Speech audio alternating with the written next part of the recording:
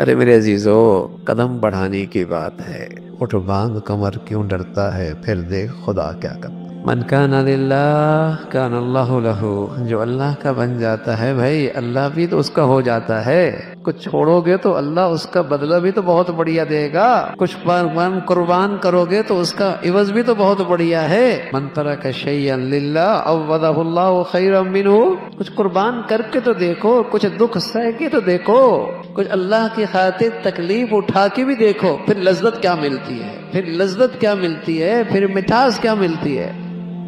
ہاں میرے عزیزو، جب کوئی نعمت اسلام کی قدر کرتا ہے تو اللہ بھی تو اللہ ہیں، وَكَانَ اللَّهُ شَاكِرًا عَلِيمًا، اللہ بھی تو بڑے قدردان ہے، اللہ بھی تو بڑے قدردان ہیں، اللہ بھی تو بڑے قدردان ہیں۔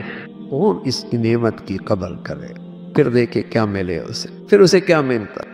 سبحان اللہ، حضرت عمر فرمایا کرتے تھے، ہم تو گرے پڑے لوگ تھے، اونٹوں کا گوشت خشک کر کے مہینوں استعمال کرتے تھے، بکریوں کے ریوڑ چرایا کرتے تھے۔ ایک دن میں مکہ کی پہاڑیوں میں اپنے اونٹ چرا کے واپس آیا تو مجھے ابا خطاب نے کہا، عمر تو دنیا میں کیا کرے گا، تجھے تو اونٹ بھی چرانے نہیں آتے۔ اور فرمایا کرتے تھے، اعزنا اللہ بالاسلام، آج جو کچھ ہم عزت کی بلندیوں بھی ہیں، صرف ایک ہی وجہ ہے، وہ اسلام کی خوبصورت زندگی ہے، جس نے ہمیں اس اسلام نے عزت کی بلندیوں پہ ہمیں بٹھا دیا ہے۔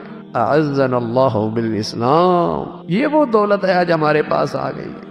تو میرے عزیزو، اللہ ہمیں یہ اعتماد نصیب فرما دے، یہ یقین نصیب فرما دے، یہ اسلامی زندگی پہ ایمان نصیب فرما دے کہ میری عزت، میری سعادت، میری فلاح، میری کامیابی، میرے بچوں کی، میری زندگی کی صرف اسلام کی زندگی میں ہے۔ اللہ ہمیں یہ اعتماد یقین نصیب فرما دے، اس لیے کہ جب یہ اعتماد یقین چلا جاتا ہے تو اسلامی زندگی کی کچھ چیزیں رہ بھی جائیں تو رسمی ہو جاتی ہیں۔ کر لیا تو کیا نقصان ہونا ہے، اور نہ کیا تو کیا نقصان ہونا ہے، کر لیا ہے تو فائدہ کون سا ہونا ہے۔ اس لیے دیکھتے ہیں، ابا نمازی ہے، بیٹا بے نمازی ہے، ماں وظیفے کر رہی ہے، بیٹی بے نمازی ہے۔ اگر یہ یقین ہو جائے کہ اس سے تو فلاح وابستہ ہے اور اس کے چھوڑنے سے بربادی، ہلاکت ہے، تو بتائیے کتنی بے چینی آئے گی، کتنی تڑپ پیدا ہوگی، کیسی اندر بے چینی آئے گی۔ سوشل میڈیا پر سب سے قدیم اور سب سے ریلائبل برانڈ درسقرآن.com